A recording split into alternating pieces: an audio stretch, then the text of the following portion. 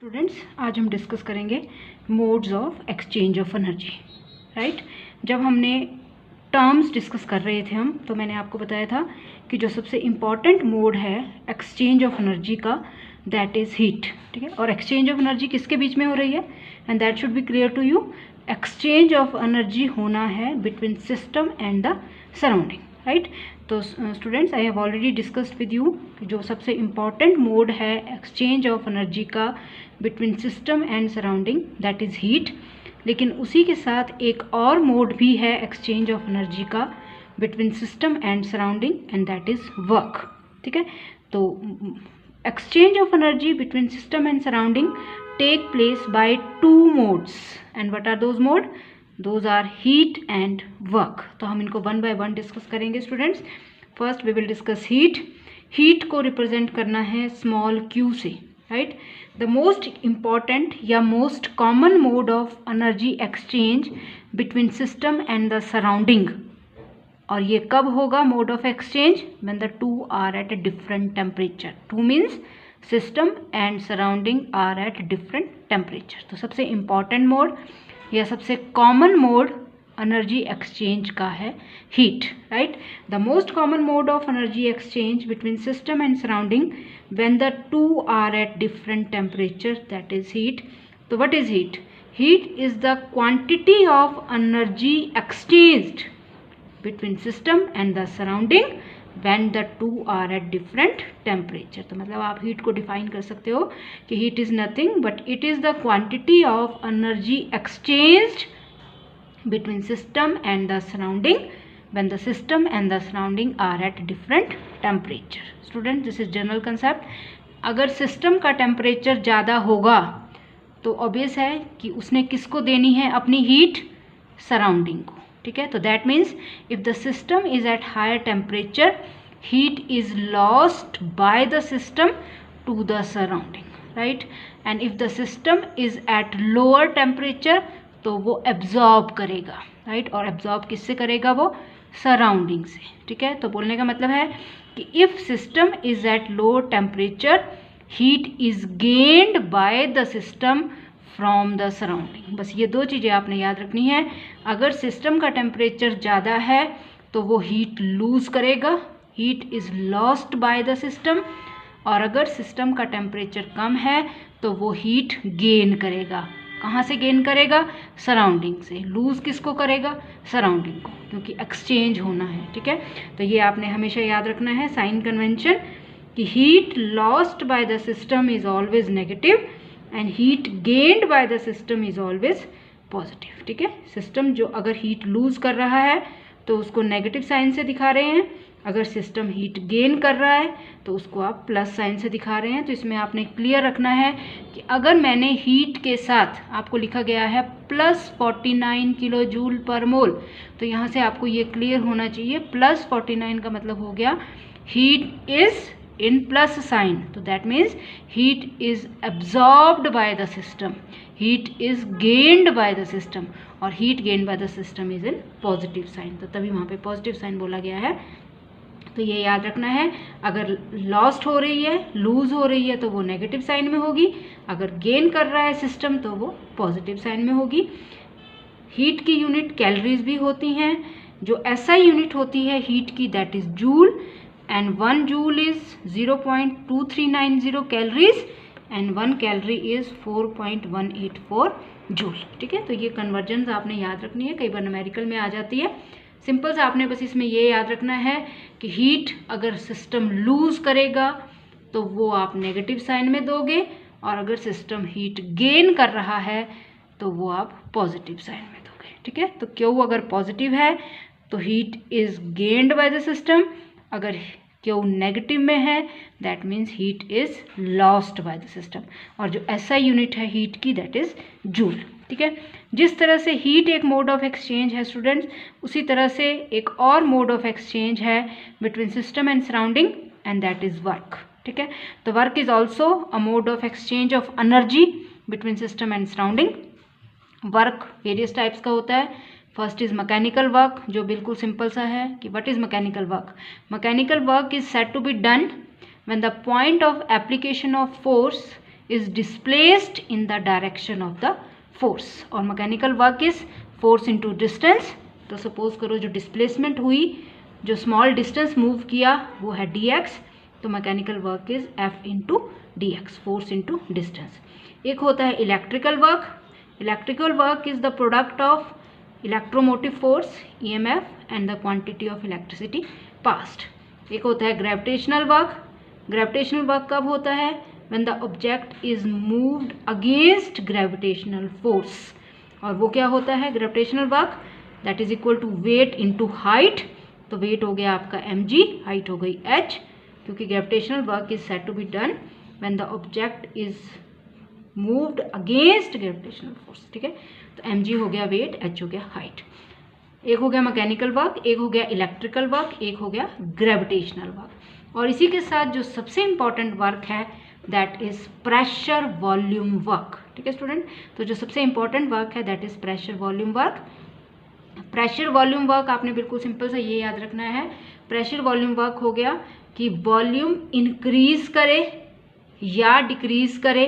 जब मैं बोलूँगी कि वॉल्यूम इंक्रीज कर रही है गैस की, तो इसका मतलब गैस एक्सपेंड कर रही है, और अगर वॉल्यूम डिक्रीज कर रही है गैस की, इसका मतलब गैस कॉन्ट्रैक्ट कर रही है, ठीक है। और ये होगा किसके साथ? Against external pressure. तो what is pressure volume work? Pressure volume work is nothing but when there is increase in volume or decrease in volume against external pressure. That is when the gas expands or contracts. Increase in volume or decrease in volume against external pressure. वो मैं पहले भी बता चुकी हूँ। External pressure means एक है internal pressure जो है गैस की वजह से, जो सिस्टम की वजह से है, दैट इज इंटरनल प्रेशर। और बाकी बाहर जितना भी है सराउंडिंग का, एटमॉस्फेयर का, या अगर आप पिस्टन लगा रहे हो उसका, वो सारा कौन सा हुआ? एक्सटर्नल प्रेशर, ठीक है। तो अब इसमें याद रखना है if volume of the system increases, अगर सिस्टम कौन है? या गैस, अभी देखेंगे आप। अगर volume of the system increases against external pressure then work is done by the system, ठीक है स्टूडेंट्स, ये याद रखना है। अगर वॉल्यूम इंक्रीज करती है मतलब एक्सपेंशन होती है, तो वर्क सिस्टम करेगा। Work is done by the system. होना किसके ऊपर है? वो सराउंडिंग के ऊपर, ठीक है। और अगर वॉल्यूम डिक्रीज करती है against external pressure then work is done on the system by the surrounding. बस ये ध्यान रखनी है आपने दो चीजें। अगर एक्सपेंशन होती है तो work is done by the system, और अगर कॉन्ट्रैक्शन होती है मतलब वॉल्यूम डिक्रीज करती है then work is done on the system, किसके द्वारा? By the surrounding. बस ये दो चीज़ें आपको याद रखनी है। जैसे आपको हीट में ये बोला गया कि अगर हीट गेन हो रही है तो वो पॉजिटिव साइन में आएगी, अगर लूज हो रही है तो वो नेगेटिव साइन में आएगी। किसने करनी है गेन या लूज? सिस्टम ने, ठीक है। सिस्टम अगर लूज करता है तो नेगेटिव साइन में, अगर गेन करता है तो पॉजिटिव साइन में। यहाँ पे भी वैसा ही है। अगर work is done by the system तो एक्सपेंशन होगी, अगर work is done on the system तो कॉन्ट्रैक्शन होगी, ठीक है। तो ये आपका प्रेशर वॉल्यूम वर्क है। इसको हम समझेंगे इस तरह से कि जो सबसे इम्पॉर्टेंट कंडीशन है प्रेशर वॉल्यूम वर्क की स्टूडेंट, वो आपने याद रखनी है कि the sub most important condition for pressure volume work is कि जो प्रेशर्स हैं, internal pressure and the external pressure, they must be different, ठीक है। दोनों में डिफरेंस होना चाहिए। इंटरनल प्रेशर और एक्सटर्नल प्रेशर एक दूसरे से अनइक्वल होने चाहिए, तभी आएगा प्रेशर वॉल्यूम वर्क, ठीक है। तो वो आप देखोगे अभी कैसे है। सपोज करो एक सिलेंडर लिया आपने, late us consider any gas, ठीक है। एक गैस लिया आपने इन एक cylinder fitted with a frictionless weightless piston, ठीक है। ये आपका सिलेंडर है जिसमें आपने गैस को लिया है और उसके ऊपर आपने एक फ्रिक्शनलेस पिस्टन लगाया है स्टूडेंट्स, और जिसका area of cross section is ए, ठीक है। पिस्टन का एरिया ऑफ क्रॉस सेक्शन है ए। अब स्टूडेंट्स आपने याद रखना है जो गैस का प्रेशर है दैट इज इंटरनल प्रेशर, ठीक है। Internal pressure of the gas that is system.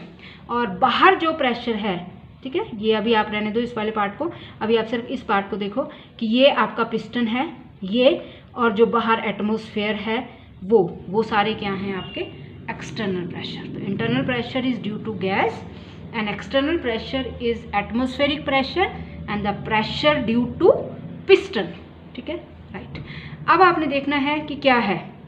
हमने क्या लिया कि let us consider a gas contained in a cylinder fitted with a frictionless piston जिसका area of cross section is small A. अब suppose करते हैं कि जो गैस है उसकी टोटल वॉल्यूम इज वी, ठीक है, इसमें जो गैस है उसकी टोटल वॉल्यूम कितनी है वी, और जो प्रेशर है बाहर वो पिस्टन का भी हो सकता है, एटमॉस्फेयर का भी हो सकता है, उसको मैंने बोल दिया it is external pressure which is the pressure due to surrounding. वो आपने एक्सटर्नल प्रेशर ले लिया, गैस का प्रेशर आपने इंटरनल प्रेशर ले लिया, और जो टोटल वॉल्यूम है गैस की वो है वी।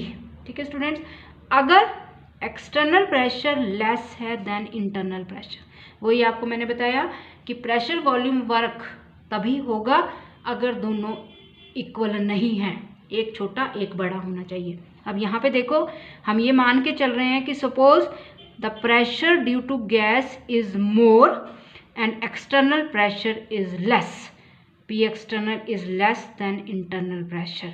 तो ऑब्वियस है जब ये वाला प्रेशर ज़्यादा है ये वाला कम है तो ये पिस्टन को ऊपर को मूव करेगा स्टूडेंट्स। ठीक है, इसका मतलब जब पिस्टन ऊपर जाएगा तो गैस क्या करेगी एक्सपेंड। ठीक है, जैसे ही पिस्टन ऊपर गया गैस को स्पेस मिला दैट विल एक्सपेंड। और अब सपोज करते हैं जो एक्सपेंशन हुई वो उससे वॉल्यूम आपकी बढ़ गई। ठीक है, गैस एक्सपेंड कर रही है और जो पिस्टन है उसने मूव कर दिया डिस्टेंस स्मॉल डी एल। ठीक है, जब गैस एक्सपेंड हुई पिस्टन ऊपर को मूव किया तो हम ये सपोज करते हैं कि piston has moved from this distance to this distance which is small d l, small change. ठीक है, तो यही किया हमने कि अगर एक्सटर्नल प्रेशर कम है इंटरनल प्रेशर ज़्यादा है piston will move up through a small distance D L, इसका मतलब गैस इज एक्सपेंडिंग। तो force acting on the piston P external into A. ठीक है, फोर्स क्या होगा एक्सटर्नल प्रेशर और area of the cross section, क्योंकि पिस्टन का area of cross section is A. तो वर्क क्या होता है फोर्स इंटू डिस्टेंस, फोर्स हो गया एफ, डिस्टेंस कितना हो गया डी एल जिससे पिस्टन मूव किया स्मॉल डिस्टेंस से, F into D L. F की वैल्यू आपने यहाँ पुट की that is P external into area into D L. Students A into D L क्या होता है डी वी, क्योंकि हम स्मॉल चेंज की बात कर रहे हैं तो यहाँ पे भी मैंने वॉल्यूम में चेंज लगाया दैट इज डी वी। तो वर्क क्या आ गया आपके पास P external into D V.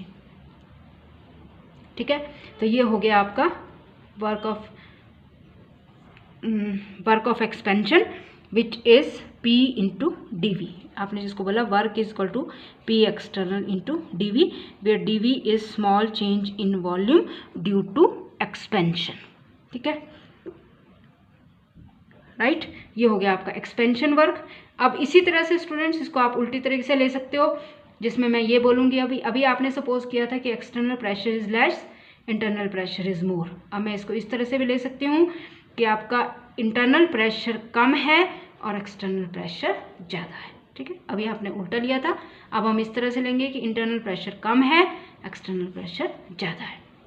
तो जब इंटरनल प्रेशर कम होगा एक्सटर्नल प्रेशर ज़्यादा होगा स्टूडेंट्स, तो पिस्टन अगर यहाँ पे है तो वो नीचे आएगा। ठीक है, राइट, वो नीचे आएगा, गैस क्या कर जाएगी कॉन्ट्रैक्ट, क्योंकि गैस का स्पेस कम हो जाएगा तो गैस करेगी कॉन्ट्रैक्ट। तो दिस इज कॉन्ट्रैक्शन वर्क। तो this was expansion work, now we will do contraction work. ठीक है, ये आपका एक्सपेंशन वर्क था सारा, जिसमें आपने पिस्टन को ऊपर मूव किया through a small distance D L, और जब पिस्टन ऊपर को गया तो वर्क आ गया आपके पास P external into D V. ठीक है, जो आपने देख लिया कि किस तरह से आया P external into D V. अब हम करेंगे इसी में कॉन्ट्रैक्शन वर्क, जो मैंने आपको बता दिया कि अगर इंटरनल प्रेशर कम है और अगर एक्सटर्नल प्रेशर ज़्यादा है तो आएगा आपका कॉन्ट्रैक्शन वर्क। अब इसी को आगे देख लो थोड़ा सा कि work is equal to P external into D V. तो अब एक्सपेंशन वर्क इज डन, किसने किया स्टूडेंट्स काम किया गैस ने, गैस वो system, work is done by the system on the surrounding, piston को ऊपर को मूव किया उसने तो सिस्टम ने काम किया। तो जब भी एक्सपेंशन वर्क होता है work is done by the system on the surrounding, right. तो एक्सपेंशन वर्क को बाय कन्वेंशन हम देते हैं, एक्सपेंशन वर्क को आपने याद रखना है हमेशा नेगेटिव साइन से दिया जाता है स्टूडेंट्स। तो एक्सपेंशन वर्क क्या हो गया माइनस पी डी वी। ठीक है, minus P d V means अगर स्मॉल चेंज इन वर्क आपने निकालना है तो आप क्या करोगे, minus P external into D V. Volume change हो रही है V1 टू V2, तो वर्क कितना आ जाएगा, आप इसको इंटीग्रेट करोगे, बिल्कुल सिंपल इंटीग्रेशन है ये। आपके पास आ गया expansion work minus P external delta V, where delta V is nothing but there is total change in volume of the gas, क्योंकि गैस एक्सपेंड कर रही है। पहले अगर उसकी वॉल्यूम V1 थी तो वो चेंज होके क्या हो गई, V2 इंक्रीज हुई, और एक्सपेंशन वर्क आपके पास आ गया W is equal to minus P delta V. तो माइनस साइन आपने याद रखना है कि अगर work is done by the system तो that is expansion work and that is always in negative sign. और उसका उल्टा हो जाएगा, अगर इंटरनल प्रेशर कम हो जाता है, एक्सटर्नल प्रेशर ज़्यादा हो जाता है, तो गैस कॉन्ट्रैक्ट करेगी, पिस्टन नीचे को आएगा। तो वर्क कौन कर रहा है, work is done by the surrounding on the system. ठीक है, तो अगर सिस्टम काम करे तो वो एक्सपेंशन वर्क हुआ, अगर सिस्टम पर काम हो ऑन द सिस्टम तो वो कॉन्ट्रैक्शन वर्क हुआ स्टूडेंट्स। तो बस दोनों में यही डिफरेंस है, एक्सपेंशन वर्क को आपने माइनस साइन से देना है, कॉन्ट्रैक्शन वर्क को आपने प्लस साइन से देना है। कोई फ़र्क नहीं है, क्योंकि अगर पिस्टन ऊपर को जा रहा है तो वो स्मॉल डिस्टेंस DL से जा रहा है, गैस एक्सपेंड कर रही है। अगर कॉन्ट्रैक्ट कर रही है तो भी पिस्टन नीचे को आ रहा है, फिर भी आप उसको स्मॉल डिस्टेंस DL से ही दिखा रहे हो। तो वॉल्यूम जो चेंज है that is DV delta V। पहले V1 से V2 हो रही थी अगर तो इंक्रीज कर रही थी, अब V1 से V2 हो रही है तो डिक्रीज कर रही है। ठीक है, तो दैट इज डेल्टा V। बस फ़र्क ये है, एक्सपेंशन वर्क को आपने नेगेटिव साइन से देना है, कॉन्ट्रैक्शन वर्क को पॉजिटिव साइन से देना है। आपको याद रखना है, work is done by the system तो वो नेगेटिव साइन से होगा, work is done on the system तो वो पॉजिटिव साइन से होगा। ठीक है, ये हो गया आपके वर्क एंड हीट। अब जो नेक्स्ट है वो आपने देखना है, तो बस वही चीज़ दोबारा से रिपीट हो रही है कि work done by the system is expansion work that is minus P delta we, work done on the system is contraction work that is plus P delta we. ठीक है, तो अगर न्यूमेरिकल वैल्यू दी है students और आपको लिखा गया है माइनस वर्क जो है वो है -10 किलो जूल। ठीक है, तो आपने याद रखना है, अगर माइनस का साइन है इसका मतलब that is expansion work and work is done by the system. ठीक है, और अगर प्लस में है +10 किलो जूल है तो इसका मतलब आपको क्लियर होना चाहिए work is done on the system, और वो काय में आपका कॉन्ट्रैक्शन वर्क है तभी वो प्लस में है। ठीक है, तो ये आपने चीज़ें याद रखनी है, नेगेटिव में बाय द सिस्टम, पॉजिटिव में ऑन द सिस्टम। ठीक है, एक चीज़ इसमें और याद रखनी है, work done in free expansion of gas against vacuum. ये चीज़ आपने याद रखनी है, work done in free expansion of gas against vacuum. तो P एक्सटर्नल 0 हो जाता है स्टूडेंट्स, और जब P एक्सटर्नल 0 हो जाएगा तो W क्या हो जाएगा, एक्सपेंशन वर्क है तो देखो माइनस पी डेल्टा वी लिख रही हूँ मैं इसको, लेकिन अगेंस्ट वैक्यूम है तो P एक्सटर्नल 0 हो गया तो W क्या आ गया, 0। तो ये आपको याद रखना है, work done for free expansion of gas against vacuum is always 0। ठीक है, यूनिट्स आपने देख लेनी है, वर्क की units ergs and joules. 1 joule is 10⁻7 erg, 1 kilojoule is 10⁻3 joule. जो SI यूनिट है वर्क की वो क्या होती है, जूल। तो ये यूनिट्स आपने याद रखनी है। ठीक है, SI यूनिट वर्क की इज जूल। उसके बाद नेक्स्ट है state functions and path functions. Students मुझे नहीं लगता कि ये इतना ज़रूरी है आपको कराना, आपको वर्ड से पता लग रहा है। स्टेट फंक्शन मीन्स वो फंक्शंस, वो थर्मोडायनेमिक प्रॉपर्टीज़ जो सिर्फ स्टेट पे डिपेंड करेंगी, इनिशियल स्टेट, फाइनल स्टेट। उनको उससे कोई मतलब नहीं है कि रिएक्शन किस तरीके से हो रही है, किस मैकेनिज्म से हो रही है। ठीक है, उन्होंने सिर्फ इनिशियल स्टेट का मतलब है, फाइनल स्टेट से मतलब है, उनको बोलते हैं आप state functions. The functions which depend only on the initial state and final state independent of the path, जैसे internal energy, enthalpy, entropy, Gibbs free energy, pressure, temperature, volume, mass, ये सारे होते हैं स्टेट फंक्शंस। और उसी के साथ होते हैं पाथ फंक्शंस। पाथ फंक्शंस वो होते हैं जो पाथ पे डिपेंड करते हैं, जैसे सिंपल सा एग्जांपल है वर्क, जो आप लोअर क्लासेस से पढ़ते आ रहे हो। ठीक है, एक काम बोला जाता है आपको कि आपने एक कुर्सी उठानी है, ठीक है। तो कई तरीके से आप उस कुर्सी को उठा के उसकी जगह पे रखोगे, आपको कोई बताया जाता है कि आपने उस जगह पे जाके उस चेयर को रखना है। तो अब कोई बच्चा है जो बड़ा घूम फिर के जा रहा है और फिर उस कुर्सी को उसकी जगह पे रख के आ रहा है। एक बच्चा है जो सीधा उठाई कुर्सी, शॉर्ट मेथड से गया और कुर्सी रखी। तो काम तो दोनों का फ़र्क है, तो वो है पाथ फंक्शन कि जो वर्क होता है वो पाथ पे डिपेंड करता है कि कौन से पाथ से आपने रिएक्शन को कंप्लीट। तो जो ए स्टूडेंट था, क्योंकि वो लंबे पाथ से गया तो उसका वर्क ज़्यादा है। जो बी स्टूडेंट है वो छोटे पाथ से गया, काम उसने भी वही किया लेकिन उसका काम कम है। तो ये है एग्जाम्पल पाथ फंक्शंस जो पाथ पे डिपेंड करते हैं। इनिशियल स्टेट और फाइनल स्टेट से कोई मतलब नहीं है उनको, ठीक है। तो अब इसमें दूसरी चीज़ आपने याद रखनी है कि थर्मोडायनेमिक प्रॉपर्टी कंप्लीट डिफरेंशियल तभी हो सकता है जब वो स्टेट फंक्शन है। तो बोलने का मतलब जितने भी आपके स्टेट फंक्शंस होते हैं दे आर कंप्लीट डिफरेंशियल, उनको आप एग्जैक्ट डिफरेंशियल बोल सकते हो, उन्हीं को आप कंप्लीटली डिफरेंशिएट कर सकते हो। Path functions are not exact differential, उनको आप इनएग्जैक्ट डिफरेंशियल बोलते हो।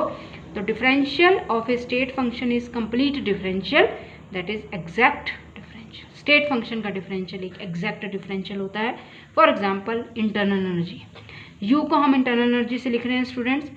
तो अगर चेंज लिखना है मैंने स्मॉल चेंज, तो मैं इसको किससे लिखूंगी, D you. D stand for small change, you is internal energy, D you is small change in internal energy. क्योंकि इंटरनल एनर्जी एक स्टेट फंक्शन है, इसका मतलब ये क्या है, it is a complete differential. तो मैंने इसको डी यू को कंप्लीट डिफरेंशियल लिया, इसको इंटीग्रेट किया। इनिशियल स्टेट अगर ए थी, फाइनल स्टेट अगर बी थी, तो मैंने इसको इंटीग्रेट किया between A and B limits, और जब इंटीग्रेट किया तो इंटरनल एनर्जी आ गई change delta U, U B minus U A, जो सिर्फ ये दिखा रहा है कि internal energy being a state function is a complete differential, मैं इसको कंप्लीटली डिफरेंशिएट कर सकती हूँ। लेकिन अगर हम हीट और वर्क की बात करते हैं, क्योंकि वो स्टेट फंक्शंस नहीं होते हैं, वो पाथ फंक्शंस होते हैं, दैट मीन्स वो एग्जैक्ट डिफरेंशियल नहीं होते, वो होते हैं इनकम्प्लीट डिफरेंशियल। तो अगर मैंने क्यू की बात की और मैं स्मॉल चेंज इन क्यू निकालना चाहती हूँ स्टूडेंट, तो अगर मैं उसको डी क्यू लिखती हूँ, तो क्योंकि ये कंप्लीट डिफरेंशियल नहीं है, तो मैं डी क्यू को Q1 और Q2 के बीच इंटीग्रेट नहीं कर सकती। और जब मैं इंटीग्रेट नहीं कर सकती, इसका मतलब इंटीग्रेशन या differential of d q is not equal to Q2 minus Q1। इसी तरह से W में, क्योंकि W भी कंप्लीट डिफरेंशियल नहीं है, ये भी आपके पास स्टेट फंक्शन नहीं है, ये पाथ फंक्शन है, तो इसको भी आप कंप्लीटली इंटीग्रेट नहीं कर सकते बिटवीन W1 एंड W2, ठीक है। तो ये भी इक्वल टू नहीं आएगा W2 माइनस W1 के। लेकिन U जो चेंज इन इंटरनल एनर्जी है वो U2 माइनस UA, या जो भी आपने ली initial state final state, UB minus UA के इक्वल आएगा, because it is a state function. तो state functions are complete differential, path functions are inexact या इनकम्प्लीट डिफरेंशियल। तो ये ध्यान रखना है आपने कि उनको आप कंप्लीट डिफरेंशियल नहीं बोल सकते। नेक्स्ट लास्ट में है बस ये कि equivalence of mechanical work and heat. Students आपने याद रखना है, जब भी मैकेनिकल वर्क परफॉर्म होता है, whenever mechanical work is performed, work is done, और आपके पास heat is evolved। whenever mechanical work is performed, work is done by the system and heat is evolved। ये आपने याद रखना है, राइट। ब्रिटिश फिजिस्ट जॉन ने सबसे पहले बोला था कि there is definite relationship between work done and heat produced, ठीक है। सबसे पहले इसने बोला था ये, which is British physicist Joule, ठीक है। सबसे पहले उसने शो किया था कि there is direct relationship between work and heat. तो अगर थोड़ा सा अभी आपकी वीडियो हिल रही होगी तो मैं दोबारा से रिपीट कर देती हूँ। आपने हमेशा याद रखना है कि जब भी मैकेनिकल वर्क परफॉर्म होता है, heat is always evolved. Mechanical work perform हो रहा है, कौन परफॉर्म कर रहा है, system. Work is done by the system, और जब भी सिस्टम काम करता है हीट इज ऑलवेज इवॉल्व। तो आपने याद रखना है, ब्रिटिश फिजिक्स जूल ने सबसे पहले शो किया था कि there is direct relationship between work performed and heat, और वो रिलेशनशिप क्या थी, W is directly proportional to Q। W is mechanical work and Q is heat evolve, तो W is equal to J into Q, J is proportionality constant, और उसको आप बोलते हो Joule's mechanical equivalence of heat which is a constant J, Joule's mechanical equivalent of heat. तो अगर Q की value 1 है, इफ Q इज 1 कैलोरी, तो W is equal to J, right. तो ये आपके पास है, there is equivalence between mechanical work and heat, that is mechanical work is directly proportional to heat. ठीक है, तो ये हो गया आपके पास W is equal to J। उसके बाद तो 1 कैलोरी की वैल्यू आपको बताइए, that is 4.184 joule, and that is equal to 4.184, और अर्ग में आपने करनी है तो दैट इज 4.184 इंटू 10⁻⁷ अर्ग्स। ठीक है स्टूडेंट्स, तो ये हो गया equivalence between mechanical work and heat, कि mechanical work is directly proportional to heat, W is directly proportional to